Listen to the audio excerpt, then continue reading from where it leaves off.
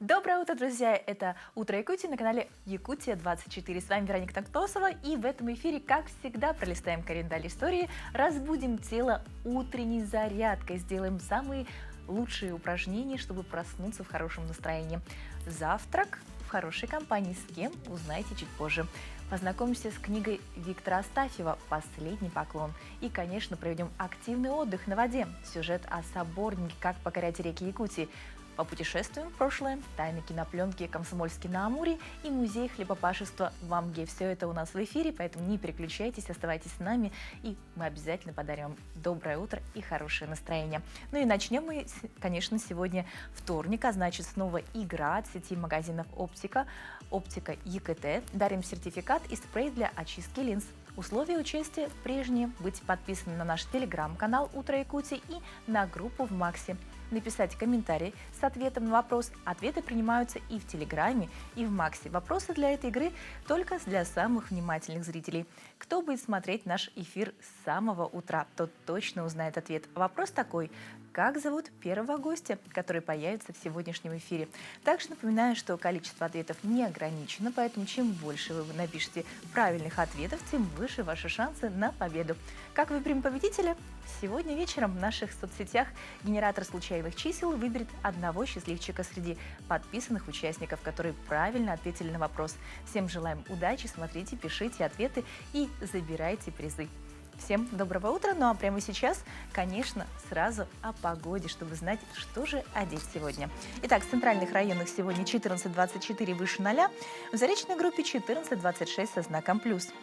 В южных плюс 13, плюс 27, в Вилюйской группе 12-20 со знаком плюс, в Нижнеленских плюс 10, плюс 17, в западных 13-26 выше 0, в Колымо-Индигирской группе Улусов плюс 17, плюс 27 градусов, в Янских 9-24 выше 0, на северо-западе плюс 4, плюс 26 градусов, в Якутске в 6 часов утра температура составила 14 градусов тепла, атмосферное давление 748 миллиметров ртутного столба, ветер 1 метр в секунду, северо-западный. Сегодня днем преимущественно без осадков, ветер северо-западный 2,7 метров в секунду, температура днем плюс 24, плюс 26 градусов. Ну а прямо сейчас переходим к последним новостям.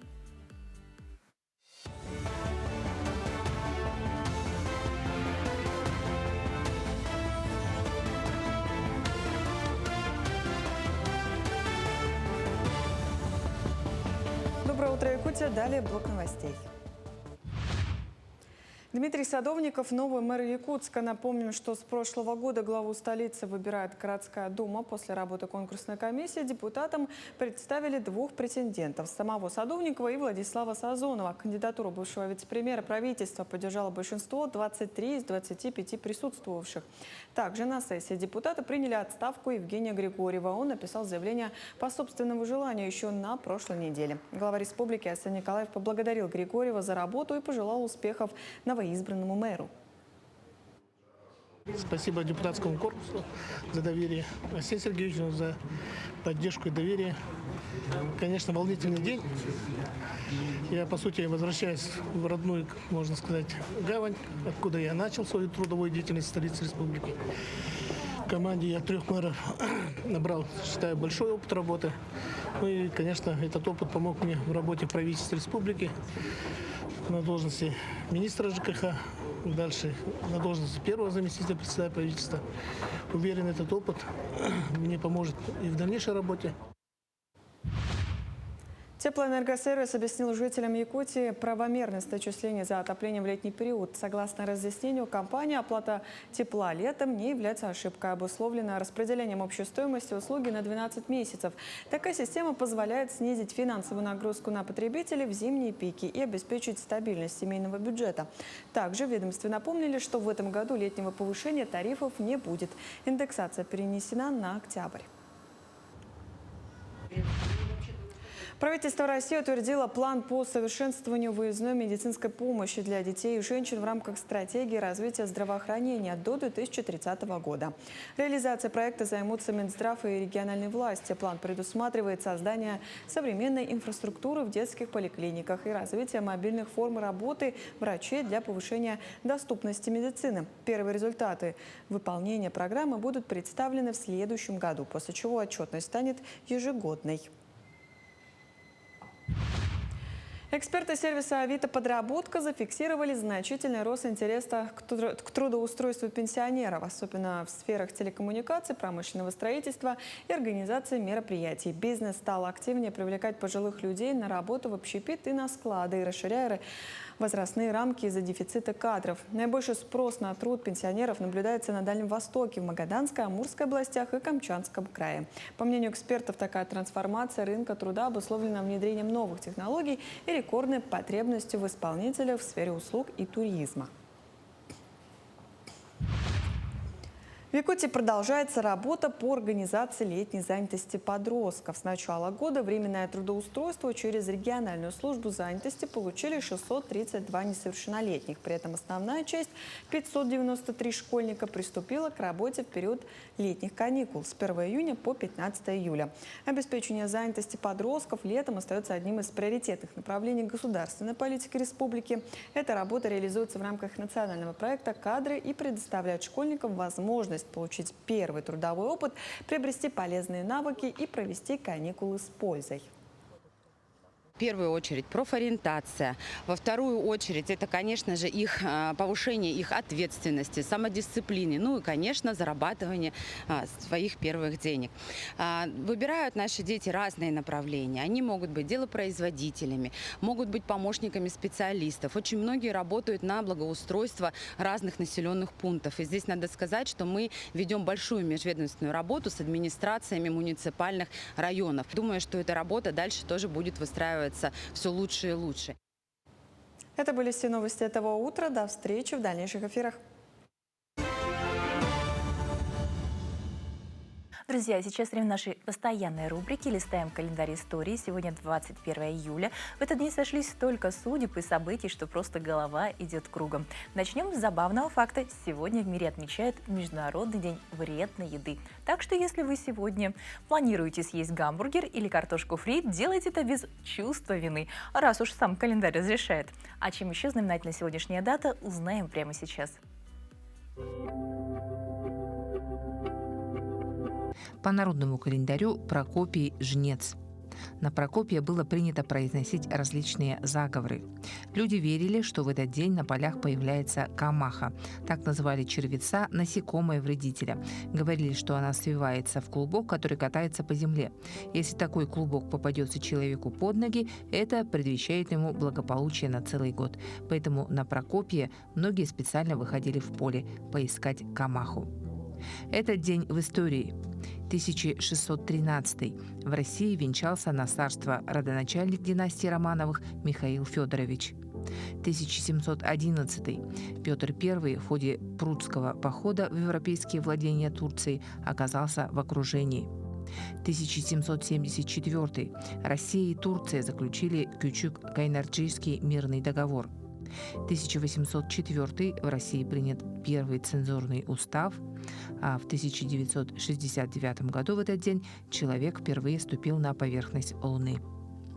В этот день родились Александр Македонский, македонский царь, полководец, Жан Пикар, французский астроном, Дезире Арто, французская певица бельгийского происхождения, Василий Соколовский, советский военачальник, маршал Советского Союза, Эрнест Хемингуэй, писатель, Владимир Серов, советский живописец, график, педагог, народный художник Советского Союза, Владимир Касатонов, советский военачальник, адмирал флота.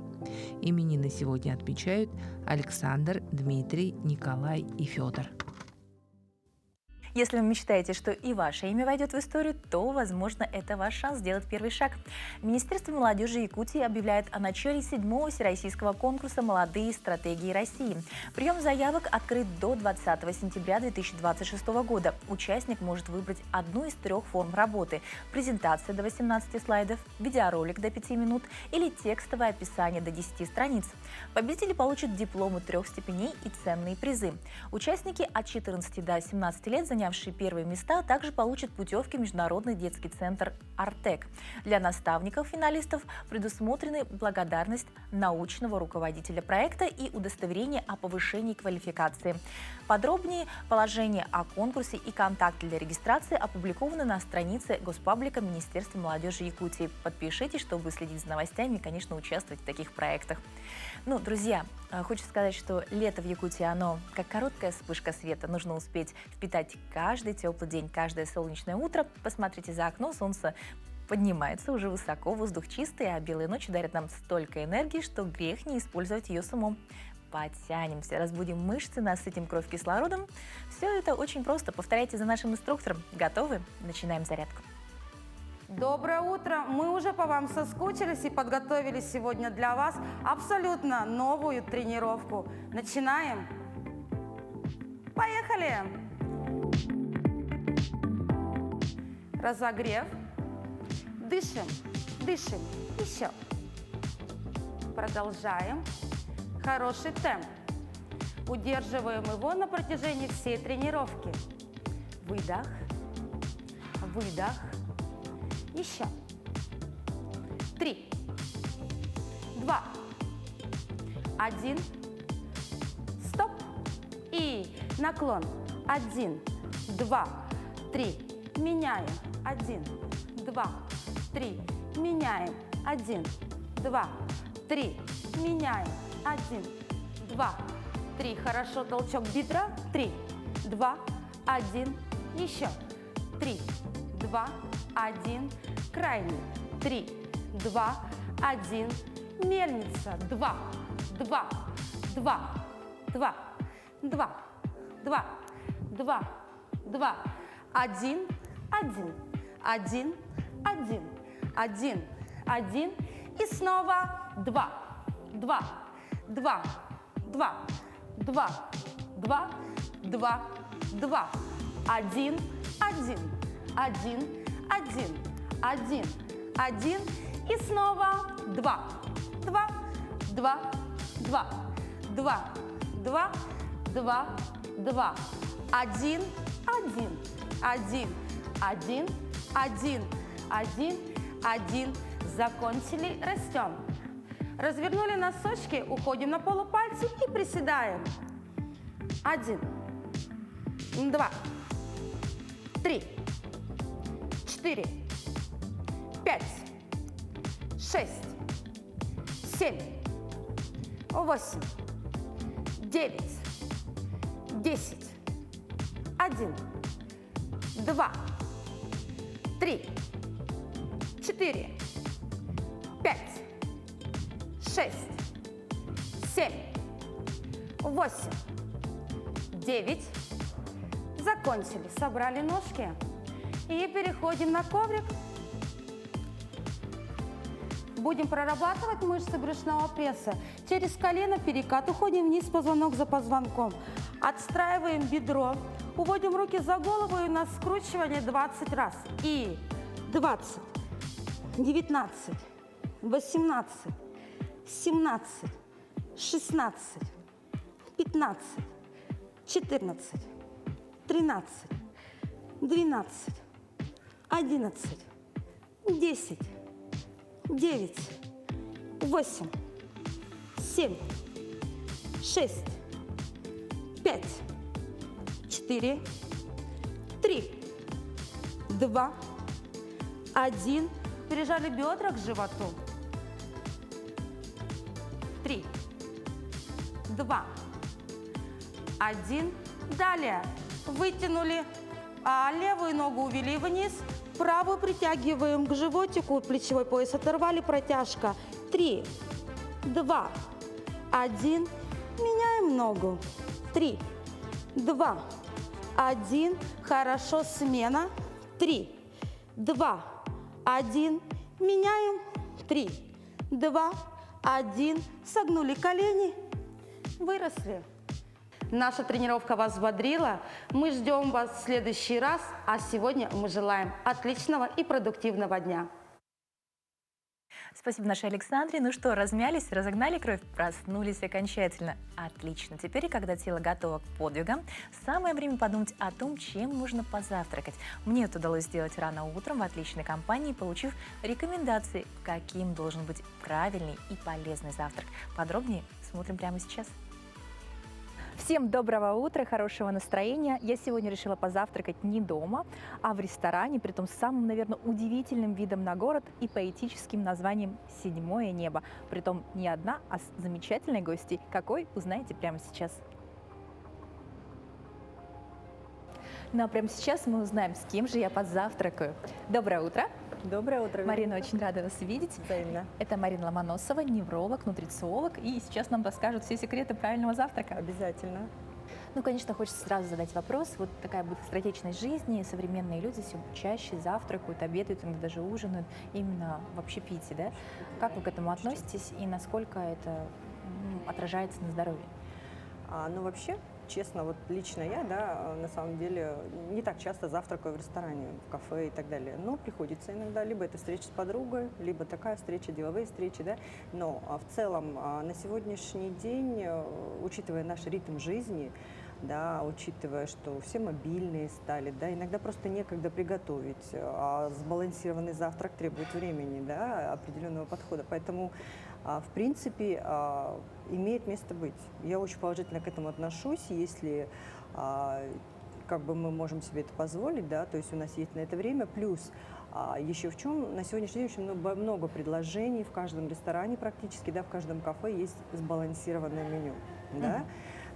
Это очень большой плюс, потому что есть предложение. Ну и третий принцип, я бы сказала, знаете, о том, что все-таки подача, красивая подача, красивая атмосфера, она благоприятно влияет на пищеварение. То есть это такой маленький праздник с утра. Завтрак важен чем? Мы должны запустить организм, свое тело как бы, да, вот, к предстоящему дню, подпитаться энергией. Энергию нам даст только полноценный сбалансированный завтрак. Потому что если не будет энергии, если это будут перекусы, если это будет кофе, это будет выброс кортизола, это скачки сахара, это не есть хорошо, потому что когда избыток кортизола, мы все поправляемся. Да, и плюс нарушение гормональных, да, процессов в организме. Гормоны у нас питаются тоже белками, жирами, поэтому это очень важный момент. Вот у нас меню завтрака. Что вы можете о нем сказать? В целом меню разнообразное. Да, очень хорошее меню, неплохое. Не скажу, что что-то мы вот прям пришли и здесь мы завтракать не будем. Нет. Я бы, конечно, поинтересовалась у шефа насчет овсяной каши. Да, и очень меня привлекает яйцо глазунья с мини-котлетами из оленины и овощами. Это те блюда, которые бы я выбрала на завтрак сегодня в данном меню. Здравствуйте. Здравствуйте. Доброе Что утро. выбрали? Да, мы бы хотели, вот у меня вопрос, каша овсяная с земляничным вареньем, она у вас с сахаром готовится или без? Без. Без сахара, замечательно, очень хороший принцип, как бы, да, на молоке? Да? Ну, в принципе, если молоко переносится организмом, в целом я не вижу, как бы, это... Так как мы специализируемся на национальной кухне, я могу вам посоветовать яйцо глазуньи с мини-котлетами из оленины. Оленина из северных районов наших. А соус идет глазунья. Само яйцо глазунья. Да. Замечательно. Ничего лишнего. Нежное да, и в принципе. ложное. Плюс хочу сказать, что оленина это все-таки согласно с традициями, да, согласно, очень люблю якутскую кухню, оленина это все-таки постное мясо, это белок, это железо, да, и это очень полезный продукт. Если выбирать из красного мяса, я бы все-таки выбирала оленину. Спасибо. Но какие вообще принципы здорового питания, вот если ты готовишь сам или знакомишься с меню, на что стоит обратить внимание? Если ты готовишь дома, если ты готовишь сам, основной принцип, конечно, это белок, наличие белка, особенно для завтрака. Вообще белок должен быть в каждом приеме пищи, потому что это наша энергия, это строительный материал, да, это запуск абсолютно всех гормональных процессов. Второй принцип – это вода. не кофе, да, не крепкий чай, зеленый травяной чай, либо водичка, да, обязательный. Ну и плюс клетчатка. Клетчатка – это важный момент для адекватного переваривания, да, всасывания и так далее и тому подобное. Это 3 основных принципа. Если вы готовите дома и хотите праздника, чем ярче блюдо, тем больше эндорфинов, тем приятнее завтракать. Насколько наше настроение влияет на пищеварение? Очень сильно влияет. Когда мы едим на бегу, когда мы перекусываем, мы опять же вырабатываем кортизол. Это стресс. Когда ты принимаешь пищу в спокойной обстановке, в приятной компании, в красивом месте, да, хотя бы красивый стол, да, с хорошей подачей, это очень положительно влияет, потому что запускаются все процессы переваривания. Это выработка ферментов, выброс, да, адекватный. Это переваривание улучшается за счет того, что прилив крови идет к желудочно-кишечному тракту, а это улучшенное усвоение, да, более качественное, и переваривание пищи.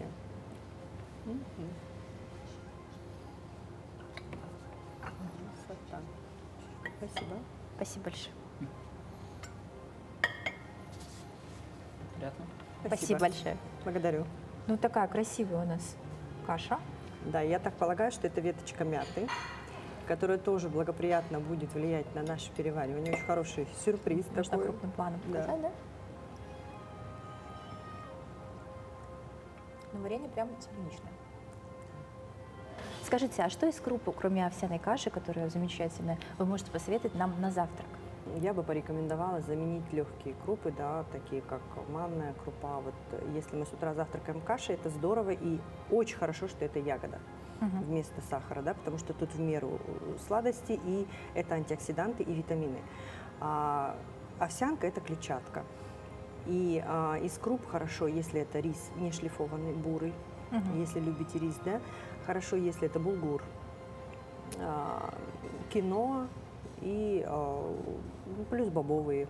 Но бобовые нам немножко сложновато, конечно, в нашем ареале обитания. Вообще принципы питания, да, очень хорошо учитывает локализацию, то есть где мы живем, наш ареал обитания. Потому что для нас бобовые это сложно, хотя это очень хороший растительный белок. Поэтому мы питаемся мясом, да, в основном. Как-то так. И самая полезная ягода, хочу сказать, это ягоды наших краев, потому что за короткий летний период она умудряется набрать в себя все питательные вещества, которые только можно, да, самый мощный антиоксидант. Это А если мы никак. вот переезжаем, стоит ли сменить меню или все-таки мы остаемся по происхождению? Адаптироваться надо потихоньку.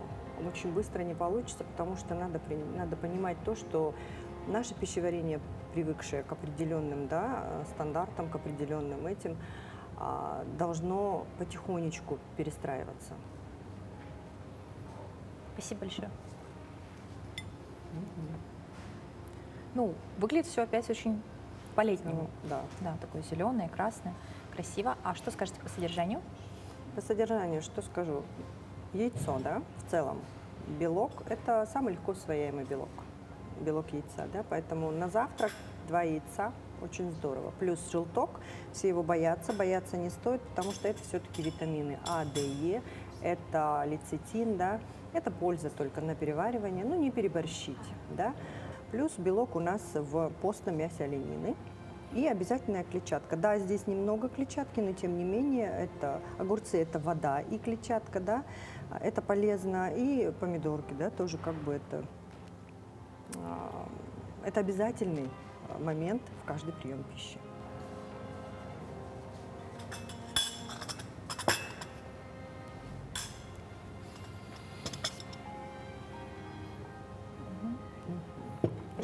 Какой аромат прямо отсюда чувствуется, что это наш чай травяной, как раз как нам рекомендовали. Таежный. Тоже, видимо, местный мед. Давайте попробуем. Пахнет вообще замечательно. Вместо Похоже сахара. на гречишный, да. Это здорово, что мед, потому что это очень хорошая замена сахару. И в завтрак лучше убрать сахар и добавить ягоды, мед, натуральный сахар, да, как скажем так, что более полезно для организма в целом. Ну, какие все-таки самые главные принципы для завтрака, помимо хорошего настроения и яркого меню именно в плане красок? Самый главный принцип – обязательно завтракать. Обязательно завтракать. И завтрак должен быть сбалансированным по КБЖУ. Белки, жиры, углеводы, каждый компонент должен присутствовать. Клетчатка. И тогда нам гарантировано и здоровье, и хорошее здоровье, настроение. и хорошее настроение, и сытость, и энергия на целый день. Спасибо большое нашей гости сегодняшней. Спасибо большое за компанию. Прекрасный завтрак, прекрасное настроение. Вам желаем того же. Приятного аппетита, если вы завтракаете. И начинаете каждое утро с улыбки. И с завтрака обязательно. Ну, после такого сытного и полезного завтрака, когда организм получил все необходимое, самое время погрузиться в чтение. Согласитесь, еда для тела и еда для ума, они одинаково важны, особенно в такое замечательное лето, когда хочется успеть и насладиться, и запомнить каждое мгновение. Сегодня у нас на повестке дня удивительная книга, которая согревает изнутри. Это повесть в рассказах Виктора Астафьева «Последний поклон».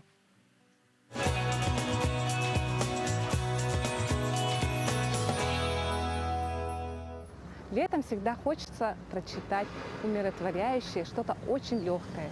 И я сегодня вам порекомендую самое искреннее произведение 20 века Виктора Астафьева «Последний поклон». Автобиографическая повесть на основе коротких рассказов, воспоминаний мальчика Вити вобрал в себя все самое лучшее, все самое волшебное, которое происходит в детстве каждого человека. Здесь главный герой сам Виктор Астафьев. Он, будучи ребенком, воспитывается у своей бабушки и дедушки неспроста. Оказавшись круглой сиротой, Виктор воспитывается у своих бабушки и дедушки. И главным героем наравне с Виктором является бабушка Катерина. Именно в силе характера Катерины, доброте, душевности, спокойствии и любви к своему внуку отражаются семейные традиционные ценности, которые передаются из поколения в поколение. Все события, описанные в этой книге, происходят в маленькой деревне Овсянка. Здесь очень интересный говор, очень интересные диалоги. Они отражают диалекты, традиционный быт, взаимоотношения людей того времени. И через индивидуальные частные судьбы мы можем раскрыть жизнь людей, которые проживали по всей России, любили и берегли друг друга. Эту повесть рекомендую не только подросткам, но и родителям. Все мы родом из детства, все мы когда-то жили и любили своих бабушек, дедушек, любим родителей. И все это у нас повторяется из поколения в поколение. Приятного всем чтения! Продолжаем делиться интересными новостями.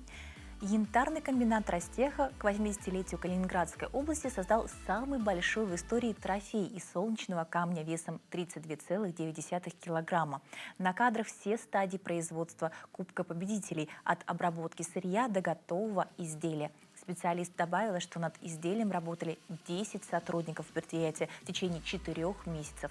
Трофей высотой 124 сантиметра сделан из редкого балтийского янтаря пейзажного. В природе его не более 2%. Кубок победителей выполнен из редчайшего вида балтийского янтаря, из пейзажного, с применением классической техники обработки солнечного камня. Чаша кубка создана из 2000 янтарных фрагментов, подобранных каждый друг к другу. Вся композиция целиковая, кроме навершия, которая также состоит из мозаики пейзажного янтаря. Камнерезные детали, ангелы, вензеля с применением художественной резьбы. Кубок создавали 10 сотрудников янтарного комбината в течение 4 месяцев. Но после того, как мы заглянули на книжную полку и прониклись в суровой красотой сибирской природы через строки Астафьева, ну и, конечно, увидели удивительный кубок ручной работы, самое время выйти из тишины страниц навстречу настоящему летнему приключению. Вы только представьте, вместо книжных иллюстраций живые пейзажи наших якутских рек, вместо шелеста страниц плеск воды и свежий ветер. Идеальный способ соединить и то, и другое – встать на сабборд. Этот вид активного отдыха с каждым годом набирает популярность и в нашей республике. Лето – отличное время, чтобы попробовать что-то новое. И если раньше прогулки по воде ассоциировались только с лодками, то сегодня все больше жителей Якутска выбирают саббординг. Этот вид активного отдыха не требует специальной подготовки и подходит практически каждому. Но прежде чем выйти на воду, важно помнить – безопасность прежде всего. Даже если прогулка проходит вблизи берега и кажется совершенно безопасной, риски все равно существуют. Если вы понимаете, что слишком далеко отплыли от берега и силы у вас заканчиваются, нужно постараться привлечь к себе внимание, во-первых. Во-вторых, нужно лечь на спину, чтобы дать себе отдохнуть. Это если вы просто купаетесь. Если вы находитесь на саб-доске, то также сесть, успокоиться, не паниковать в первую очередь и постараться привлечь к себе внимание махом весла, криками, но стараться держаться на поверхности доски. И основная рекомендация – это соблюдать все правила безопасного поведения. Если вы выходите на саб-доске, обязательно на вас должен быть спасательный жилет. Если вы выходите с ребенком кататься, соответственно, на ребенка также должен быть надет спасательный жилет. Не отплывать далеко от берега, не пересекать судовой ход, не пересекать акваторию, где проходят маломерные суда. Перед выходом на воду новичкам объясняют, как правильно держать весло, вставать на доску и сохранять равновесие. Особое внимание уделяют действиям в случае падения. Такие ситуации не редкость, особенно во время первого занятия. Главное, это мы одеваем в первую очередь жилет, затягиваем его, убеждаемся в том, что он сидит на вас плотно, хорошо. Вот. Следующее поведение на воде у нас получается. Самое главное, это если мы сплавляемся по реке Лена, ну и вообще везде, я думаю, не ныряем головой вниз. Почему? Потому что это очень опасно, можно травмировать шею. Так, первое положение, самое популярное, оно идет на 5-й точке, сидя. Второе положение, оно идет с колен. Вот. Гребем в эту сторону, левый, правый, перекидываем руку. Чтобы развернуть быстрее нос, работаем от себя. Влево, либо вправо. Вот, это у нас носовая часть, это у нас получается хвост. Чтобы встать на сабборд, нужно положить весло поперек сабборда и потихонечку с одной ноги начинаем вставать, балансируя. Еще у нас есть страховочный лиш. Одевается он у нас на щиколотку.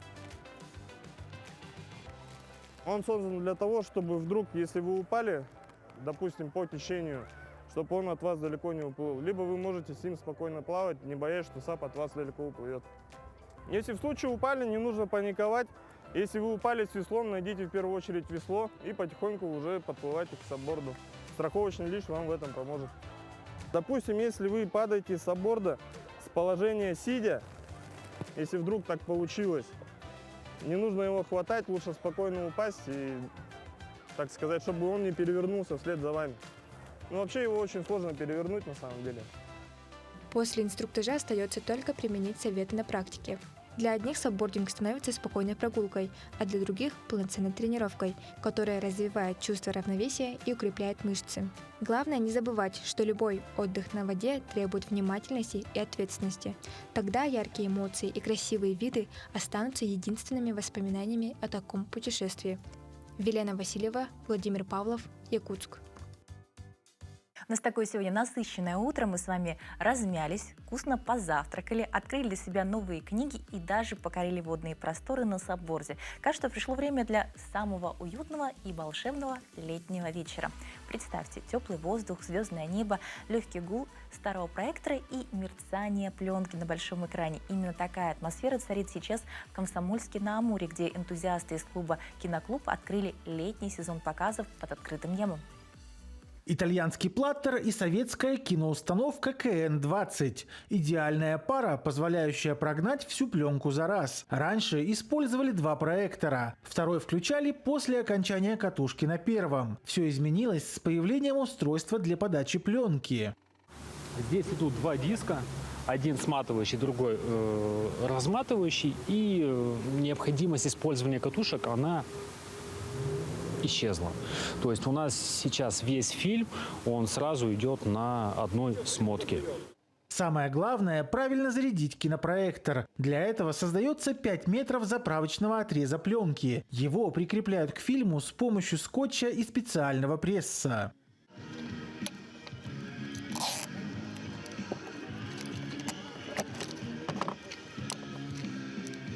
Нужен отрезок ненужной кинопленки для того, чтобы пропустить кинопленку через весь лентопротяжный механизм, чтобы начать фильм сначала.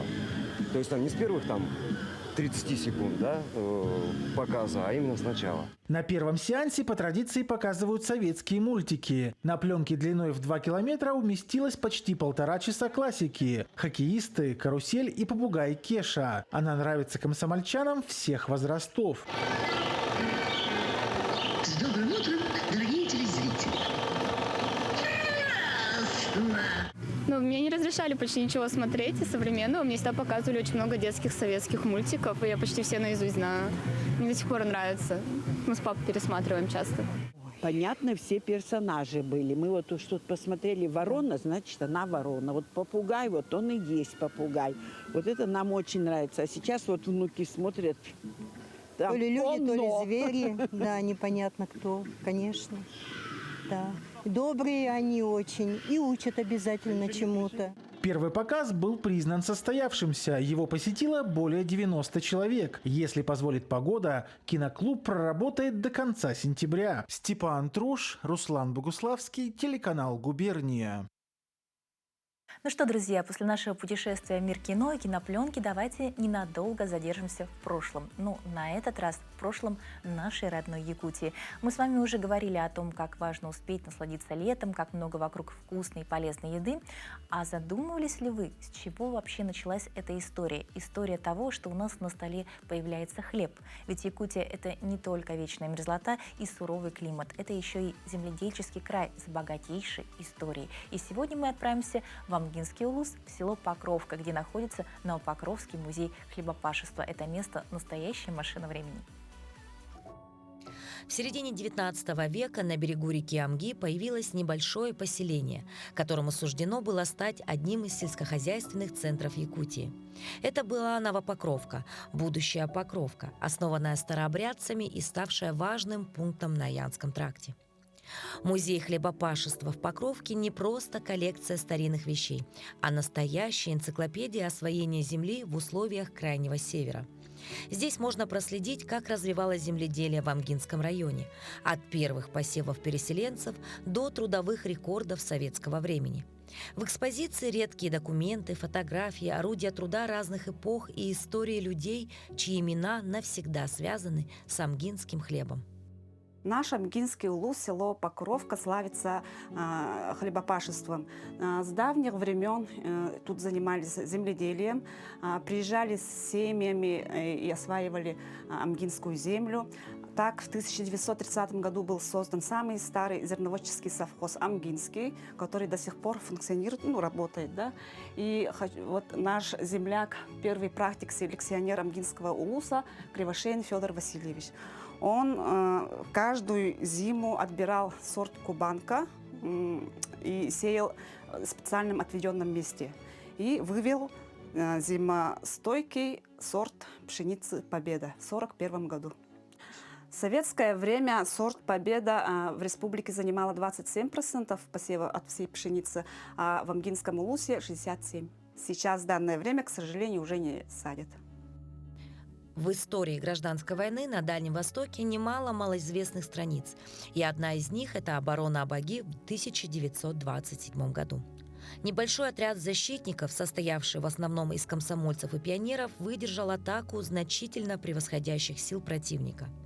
Этот эпизод вошел в историю как пример стойкости и самоотверженности, и память об этом бережно хранят в селе до сих пор. Помимо трудовых династий и экспонатов хлебопашества, у нас еще есть макет гражданской войны Сагалсыгы, который осада, и участвовал наш земляк Садыков Федор Шакирович. Он был сам участником этой войны, и в 70-х годах он создал макет, да? Иногда самые важные истории живут не в огромных залах столичных музеев, а в маленьких сельских экспозициях, куда заходят в основном свои местные. Музей в Покровке как раз такой. Небольшой, скромный, но до краев наполненный памятью. В скромных витринах целая летопись села, от первых поселенцев до наших дней. Здесь каждый экспонат не просто предмет, а чья-то судьба, часть общей истории села.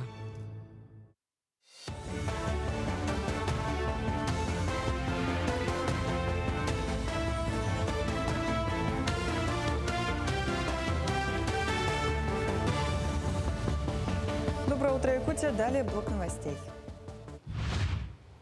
Дмитрий Садовников, новый мэр Якутска. Напомним, что с прошлого года главу столицы выбирает городская дума. После работы конкурсной комиссии депутатам представили двух претендентов – самого Садовникова и Владислава Сазонова. Кандидатуру бывшего вице-премьера правительства поддержало большинство – 23 из 25 присутствовавших. Также на сессии депутаты приняли отставку Евгения Григорьева. Он написал заявление по собственному желанию еще на прошлой неделе. Глава республики Арсений Николаев поблагодарил Григорьева за работу и пожелал успехов новоизбранному мэру. Спасибо депутатскому корпусу за доверие, Арсению Сергеевичу за поддержку и доверие. Конечно, волнительный день. Я, по сути, возвращаюсь в родную, можно сказать, гавань, откуда я начал свою трудовую деятельность в столице республики. В команде я 3 мэров набрал, считаю, большой опыт работы. Ну и, конечно, этот опыт помог мне в работе в правительстве республики, на должности министра ЖКХ, дальше на должности первого заместителя председателя правительства. Уверен, этот опыт мне поможет и в дальнейшей работе. Теплоэнергосервис объяснил жителям Якутии правомерность отчислений за отопление в летний период. Согласно разъяснению компании, оплата тепла летом не является ошибкой, обусловлена распределением общей стоимости услуги на 12 месяцев. Такая система позволяет снизить финансовую нагрузку на потребителей в зимние пики и обеспечить стабильность семейного бюджета. Также в ведомстве напомнили, что в этом году летнего повышения тарифов не будет. Индексация перенесена на октябрь. Правительство России утвердило план по совершенствованию выездной медицинской помощи для детей и женщин в рамках стратегии развития здравоохранения до 2030 года. Реализацией проекта займутся Минздрав и региональные власти. План предусматривает создание современной инфраструктуры в детских поликлиниках и развитие мобильных форм работы врачей для повышения доступности медицины. Первые результаты выполнения программы будут представлены в следующем году, после чего отчетность станет ежегодной. Эксперты сервиса «Авито Подработка» зафиксировали значительный рост интереса к трудоустройству пенсионеров, особенно в сферах телекоммуникаций, промышленного строительства и организации мероприятий. Бизнес стал активнее привлекать пожилых людей на работу в общепит и на склады, и расширяя возрастные рамки из-за дефицита кадров. Наибольший спрос на труд пенсионеров наблюдается на Дальнем Востоке, в Магаданской, Амурской областях и Камчатском крае. По мнению экспертов, такая трансформация рынка труда обусловлена внедрением новых технологий и рекордной потребностью в исполнителях в сфере услуг и туризма. В Якутии продолжается работа по организации летней занятости подростков. С начала года временное трудоустройство через региональную службу занятости получили 632 несовершеннолетних. При этом основная часть, 593 школьника, приступила к работе в период летних каникул с 1 июня по 15 июля. Обеспечение занятости подростков летом остается одним из приоритетных направлений государственной политики республики. Эта работа реализуется в рамках национального проекта «Кадры» и предоставляет школьникам возможность получить первый трудовой опыт, приобрести полезные навыки и провести каникулы с пользой. В первую очередь профориентация, во вторую очередь это, конечно же, их повышение их ответственности, самодисциплины, ну и, конечно, зарабатывание своих первых денег. Выбирают наши дети разные направления. Они могут быть делопроизводителями, могут быть помощниками специалистов. Очень многие работают на благоустройство разных населенных пунктов. И здесь надо сказать, что мы ведем большую межведомственную работу с администрациями муниципальных районов. Думаю, что эта работа дальше тоже будет выстраиваться все лучше и лучше. Это были все новости этого утра. До встречи в дальнейших эфирах. Ну и, конечно, нынешний сезон обусловлен очень горячей порой для абитуриентов. Более 20 тысяч заявок подали абитуриенты в колледжи и техникумы Якутии. Напомним, что в этом году в учреждениях среднего профессионального образования выделено 6864 бюджетных места. Якутский технологический техникум сервиса имени Юрия Александровича Готовцева готовит поваров, кондитеров, технологов, специалистов туризма и других профессионалов. Подробнее о приемной кампании в техникуме расскажет директор Галина Солдатова. Галина Федоровна, доброе утро. Доброе утро. Ну и, конечно, самый первый вопрос – это ведется набор и сколько бюджетных мест в этом году будет? Наш Якутский технологический техникум сервиса непрерывно на протяжении 77 лет готовит специалистов в сфере общественного питания, торговли, предпринимательства, индустрии, гостеприимства и красоты. У нас выделено 225 бюджетных мест в этом году. На сегодняшний день подано 730 заявлений. Приемная кампания стартовала в июне, и сейчас как раз самый пик приемной кампании. То есть традиционно в конце июля начинается массовая подача документов. У нас ведется подготовка по 9 профессиям и специальностям, в том числе есть и профессии и специальности для коррекционных школ. Это повар, кондитер и швея. Сроки обучения начинаются от 10 месяцев и до 3 лет 10 месяцев. То есть сейчас профессии среднего профессионального образования находятся на пике популярности, потому что это быстрый старт профессии, то есть короткие сроки обучения, практикоориентированное обучение, да, и возможность трудоустроиться и работать по специальности. Ну, то есть конкурс получается достаточно большой. Конкурс большой, да. У нас самые популярные профессии на сегодня — это туризм и гостеприимство, 10 человек на место на сегодня. Поварское кондитерское дело 8 человек на место, и на 3-м месте торговое дело 7 человек на место. Очень значимо. Ваш техникум в этом новом году получил грант на создание образовательного кластера, да, и федерального профессионалитета. Вот что это такое и как это отразится на обучении ребят? Профессионалитет — это бренд в системе среднего профессионального образования. То есть это трансформация подготовки специалистов в более короткие сроки и в связке с конкретными предприятиями, работодателями, партнерами. Мы действительно вошли в проект «Профессионалитет», и в 2027 году будет создан кластер «Туризм и сфера услуг». Кластер — это объединение образовательных учреждений и предприятий-партнеров. То есть это совместная разработка образовательных программ, это углубление практической подготовки. 60% от обучения будет посвящено практике. И, конечно, заключение целевых договоров, то есть подготовка под конкретных работодателей. Ну, тем не менее, вы уже занимаетесь партнерством, да? Ваш техникум активно развивает сетевое взаимодействие, да, с другими образовательными организациями. С кем именно вы сотрудничаете и каким образом? Ну, кроме того, что в нашем техникуме есть свои учебно-производственные комплексы, так называемые, да, то есть есть у нас своя хлебопекарня, кондитерский цех, есть столовая с кейтеринг-услугами, где ребята могут производить уже продукцию для конкретного потребителя на рынке труда. Кроме того, мы сотрудничаем с такими крупными гигантами, наверное, в сфере нашей отрасли. Это Якутский хлебокомбинат, Немегенский хлебозавод. Это предприятия общественного питания, такие как гостиницы, получается, рестораны, комбинат питания Сергелях, Дагындархан, Аврора, Махтал. Ну, то есть, получается, они получают практику сразу? Да, они получают практику сразу. У нас практикуется такая форма, как дуальное обучение, когда теория проходит на базе нашего техникума, а практические занятия, производственная практика проходит на базе наших партнеров-работодателей. Вот, и мы еще практикуем, начали практику, стажировки и практики в других регионах. В этом году у нас ребята прошли стажировку в Китае по кулинарии в провинции Хайлудзян и в Анапе Всероссийский детский центр «Смена». И вот в октябре собираются с выездом в город Астана, Казахстана. Ну, очень интересно. В этом году 19 студентов стали стобальниками, да, демонстрационного экзамена, то есть это как раз вот практического, в том числе ваш студент, да? Вот вы считаете, что результат вот совместной работы получается уже? Да, это комплексный системный подход подготовки выпускников. Мы гордимся нашим выпускником Максимом Осиповым.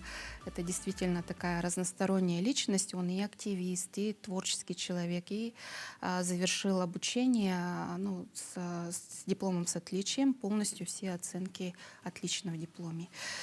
И закончился специальность туризм и гостеприимство. Это, конечно, закрепление наставников. У нас такой преподаватель опытный закреплен был, как Горопаев Анатолий Иванович за ним. То есть он непосредственно осуществлял подготовку. Это и достаточно оснащенная материально-техническая база, это изучение специализированных программ, это регулярные тренировочные занятия по подготовке определенных модулей демонстрационного экзамена. То есть все в совокупности, вся система, кадровый потенциал, инфраструктура и, конечно, высокий потенциал и работоспособность самого студента, да, дали такой результат. То есть все зависит от желания. Да. То есть если хочешь, будешь учиться. Мы знаем, что 7 августа на площади Дружбы народов в Якутске пройдет единый день для абитуриентов, когда они могут подать документы. Вот расскажите подробнее, пожалуйста. Главная идея мероприятия — это когда собираются все образовательные учреждения системы среднего профессионального образования в одном месте. И у абитуриента есть возможность познакомиться и подать заявление в несколько учебных заведений. Образовательные учреждения будут презентовать, рассказывать о трудоустройстве. Для нас очень важно, чтобы абитуриенты не просто спрашивали о поступлении, а интересовались будущей своей траекторией. То есть где они будут работать, какая будет зарплата, какие базы практик, трудоустройства, потому что ориентированный абитуриент — это тот абитуриент, который пойдет работать. И, конечно, совет такой — подходить абитуриентам осознанно к выбору профессии. Также будут проводиться профориентационные консультации. Спасибо большое. Спасибо большое за подробный рассказ. Желаем вам хороших, успешных, мотивированных абитуриентов, чтобы обязательно они достигали таких же высоких результатов, когда есть все возможности. Дорогие друзья, мы напоминаем, что 7-го получается единый день голосования, единый день для подачи документов. Вы можете прийти на площадь, познакомиться, даже если вы планируете поступать в следующем году. Ну а мы, как всегда, желаем вам хорошего утра, прекрасного настроения и, конечно, ждем вас завтра, чтобы подарить также улыбку и познакомиться с последними новостями.